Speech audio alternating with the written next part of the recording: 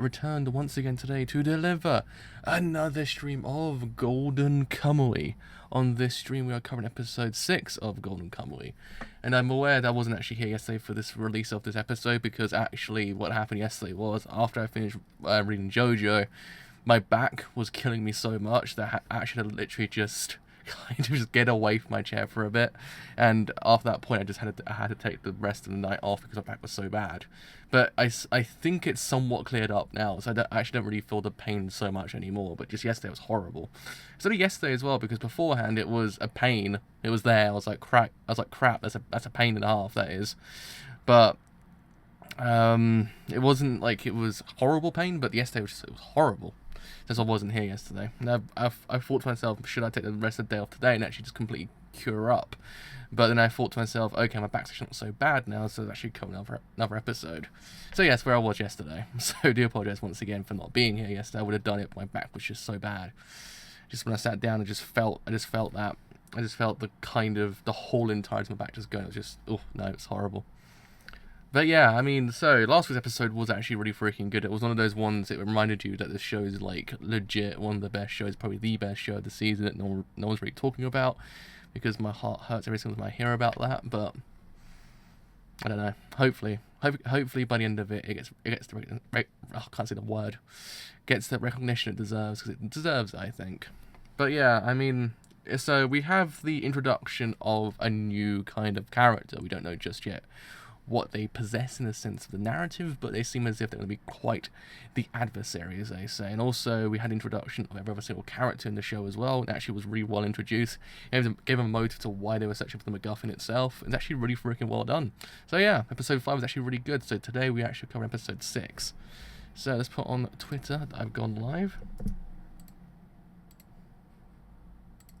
Actually, I had this done earlier as well, but the problem was I changed screens over my computer as well, and my Windows computer, and for some odd reason, everything just, I don't know what happened. It was horrible. So that's why I wasn't here a little bit earlier. I was doing that for a solid like half an hour. I was like, what the hell is going on here? Why is my computer being so weird? But then in the end, it just fixed itself, I guess. It just worked, as they say. It just works. Much like King Crimson, it just works. Also D4C now as well. But anyway, so let's get this show on the road. So in 3, 2, 1, let's begin the stream now.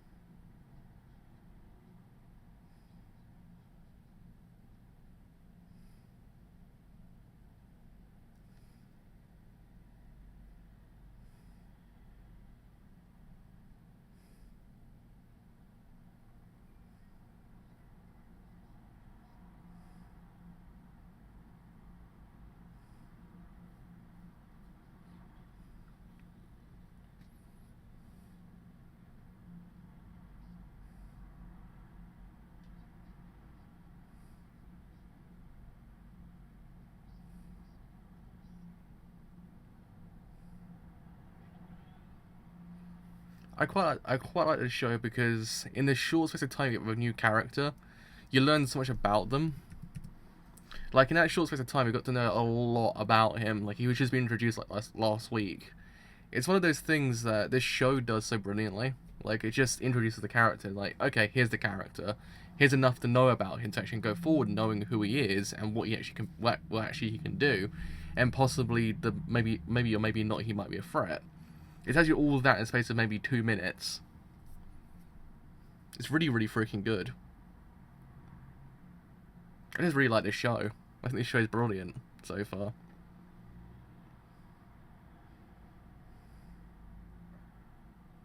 I kind of wish people were kind of like. So I guess the animations is kind of a little bit hit and miss. It's probably what turned some people off. I don't know, but this show's so freaking good.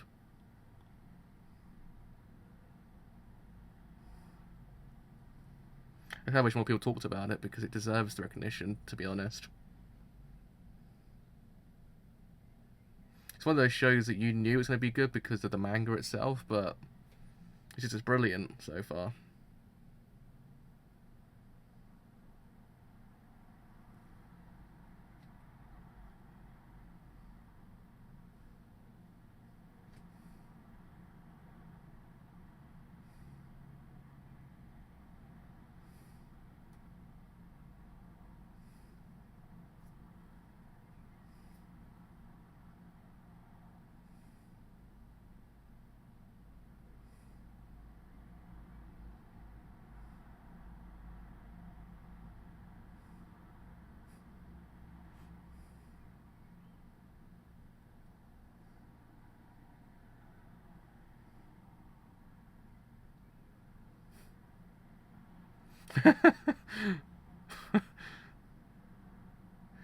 I mean, he flew. He actually flew.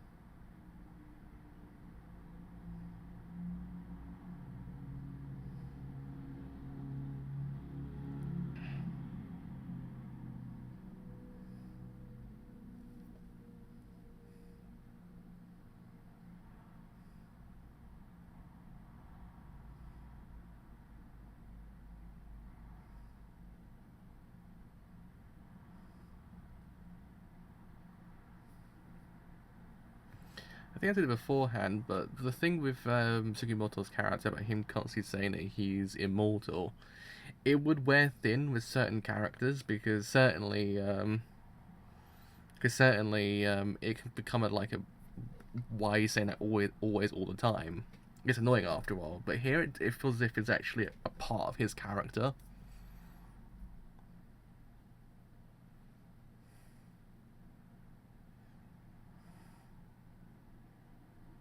I should quite like it.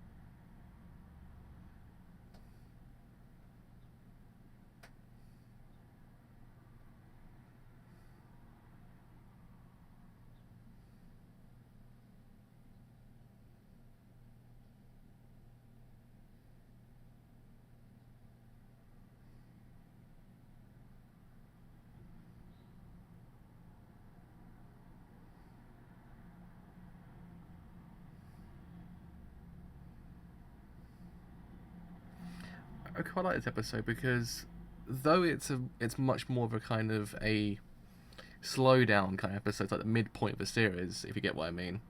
Because 9 out of 10 times the midpoints are always kind of the slow down episode, but it's very character driven.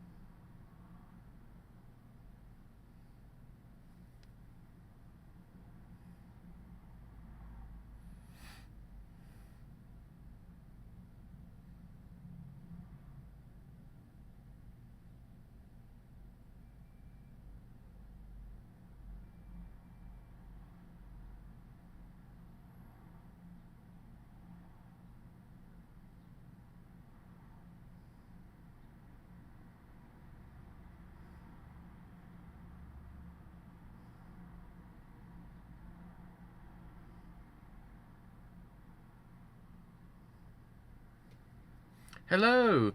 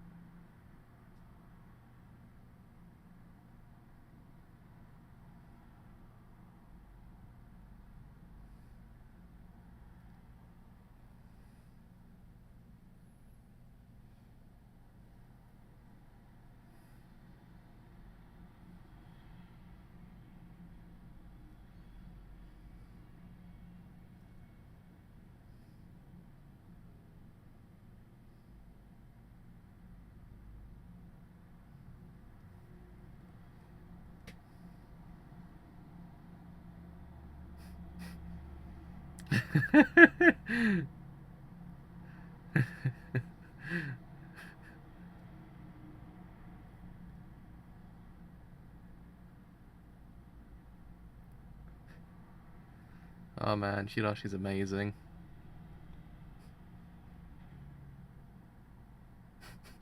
Shirashi's actually amazing.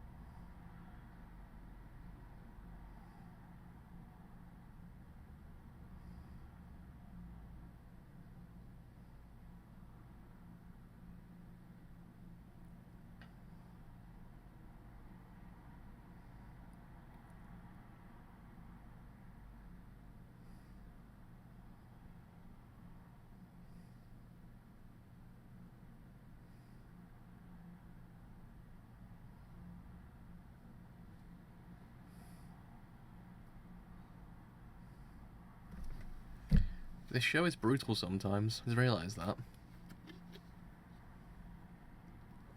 I think I mentioned it beforehand, but the show does get quite brutal sometimes.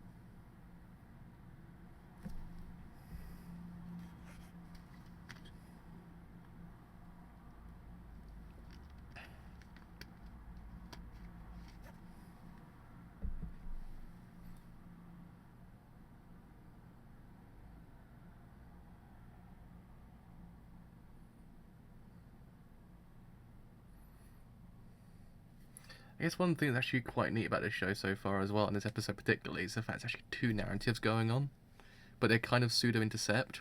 It's actually quite cool how it's done. Hello! It's quite neat, because, let's face it, you have two separate narratives, but they kind of pseudo just go into each other, and it's kind of neat how it's done, because it's not happening, like, just forcibly, it's happening quite as time goes on. Quite naturally, if you get what I mean. It's quite neat.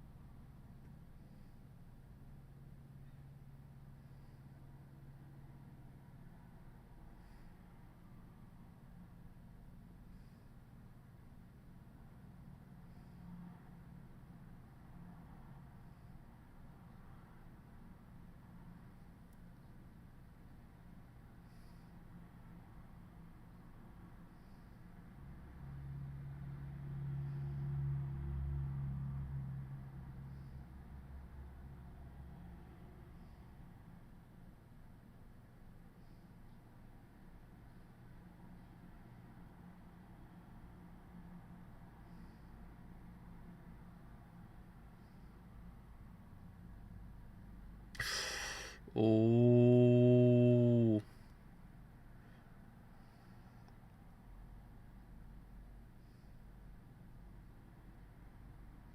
Oh.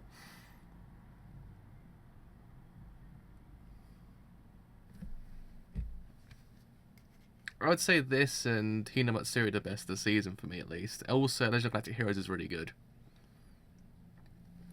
I still need to catch up on that show. I'd say those three are the ones to watch this season.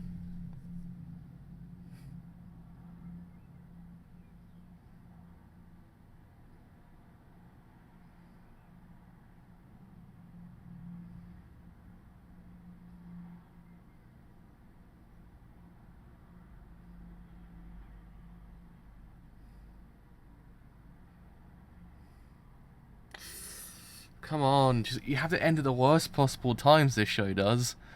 Like, goddamn. I don't know why it ends always on the good point, like the best point, just like, ah. That was a really freaking good episode. Like, god damn it.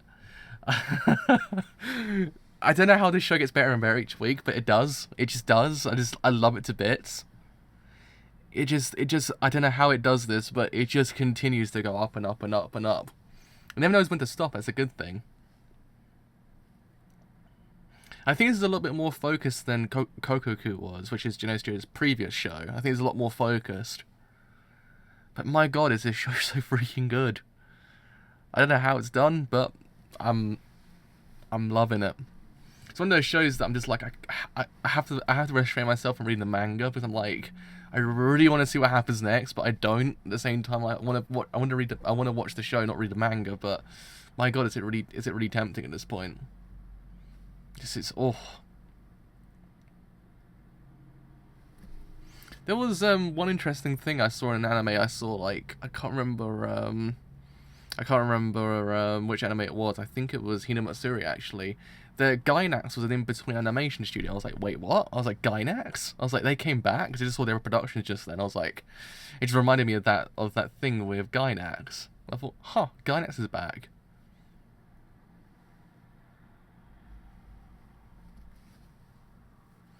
But yeah, I mean, Hina Matsuri is definitely one to watch because it's so freaking good. Like, goddamn, it's actually one of the best shows of the season, possibly even the year as well. This is probably if this continues in this vein, it might be my anime of the year. It might be the only show that dethrones Devilman Crybaby. But yeah, so as I was saying during the stream, this episode has two narratives happening. We have Nihei's narrative, and you have Tsukimoto's narrative. You have two different narratives going on that are kind of looking for different things that kind of, in the end, intercept in some way. And it was actually kind of a neat way to look at it, because you have an episode which really much was a kind of a very more low-key episode. It wasn't like as if it was very like action-packed. It wasn't very like kind of all those kind of things. It wasn't bad in any way, shape, or form. It was really freaking amazing, but it was more of a relaxed episode. But in doing so, it actually was a lot better, because it kind of became a character study on Sugimoto's character, and the kind of inherent flaws of his character we haven't really kind of come to know just yet. We actually kind of liked, because we have a character who's otherwise always saying, look, I'm his immortal character, I'm the best thing since sliced bread. But at the same time, you're always wondering to yourself, okay, so if he is this immortal character, we've seen it beforehand, I wonder if actually there's anything else going on other than that. And you can actually, you kind of do see that. You see that in the episode. Like, the fact is that when you're trying to hunt that deer, the deer became him, and he's like, I just can't, I couldn't shoot him. You saw at that point his inherent flaws of his character. I actually kind of enjoy that, because otherwise you would have this character who's literally immortal, and it just, you're growing to love him, don't get me wrong. We don't really feel that connection. You don't really feel that kind of, that deep connection towards him, but now you do, because you know that there's inherent flaws with him that just actually kind of tells you a lot about him. And I actually quite like that. I thought good job on that part, anime, because I needed to note that, because otherwise you have an immortal character, you have a really freaking good character, but you just have like, maybe you just explore maybe there's possible some flaws of his character, and I did do that this episode. I thought good job. So yeah, also go back to the idea of the split narrative structure. I actually quite like that. I thought good job on that part, because it was one of those things that it became, as I said beforehand, character study, but the way it intercepted was really freaking neat. I thought, because you have two different narratives going on now, happening in two different places that are kind of close by to each other, but it's two different things going on.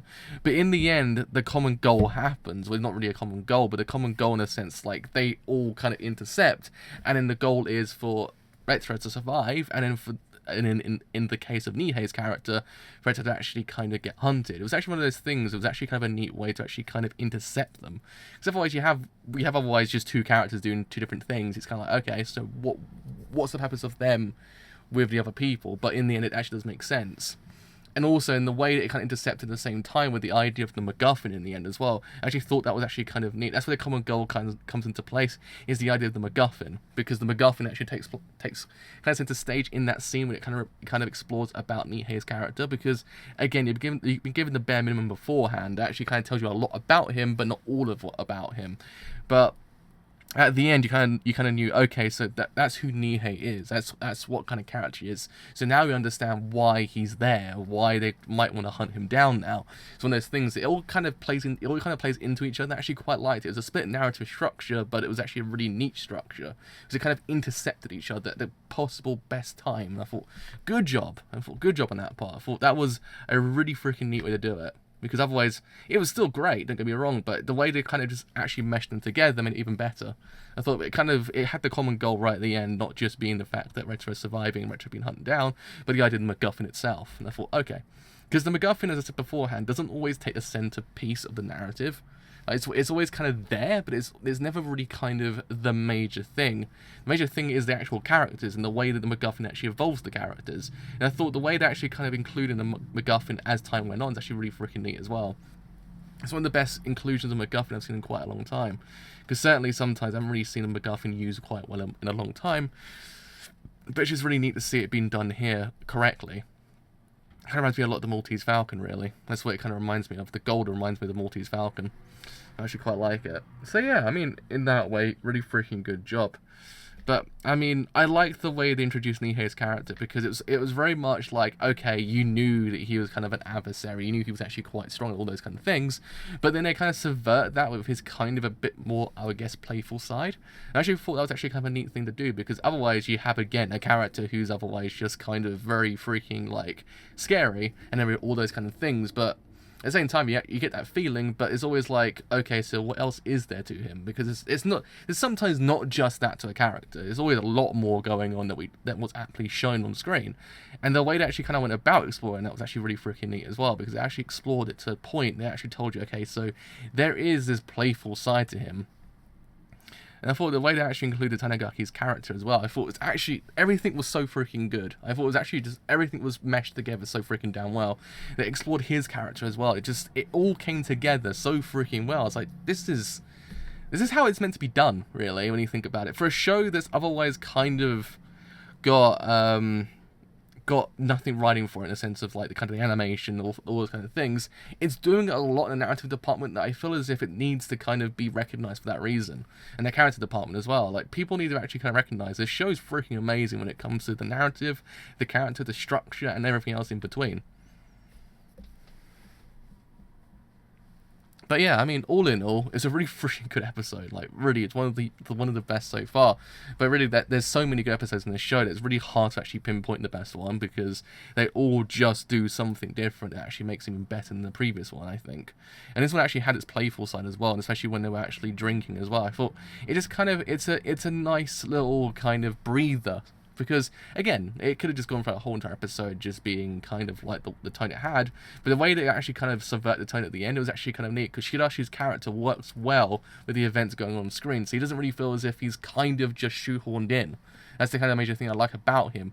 He feels a lot like Okuyasu from JoJo Part 4. Like, the way he's kind of put into the actual events, it works so freaking damn well. And the same thing goes here. Shirashi's character works so well because his inclusion lightens the scene up and actually does a lot more to the scene itself. So I think all in all, really freaking good. Really, it was. So yeah, hopefully next week I actually don't have a random back pain that actually limits my ability to sit down in my chair. But yeah, so I actually had that pain as time went on during this stream as well. So yeah. My back was actually dying during this stream as well. So I can actually feel my back pain coming back, but it was bearable, so don't worry. But as always, I have indeed been the driver. If you have enjoyed this whole entire stream on Twitch, then do leave a follow, because indeed it does help me quite a bit. If you enjoyed it here on YouTube and you do want to leave that old like, then do leave that old like, because indeed it does help me quite a bit. If you enjoyed it here on YouTube and you want to stay a bit longer, then do leave a sub, because indeed it does help quite a bit. But until tomorrow, with hopefully JoJo, if it actually happens, I have no idea what's actually happening tomorrow, and also then Steins Gate 0. So until then, see you guys later. Bye for now.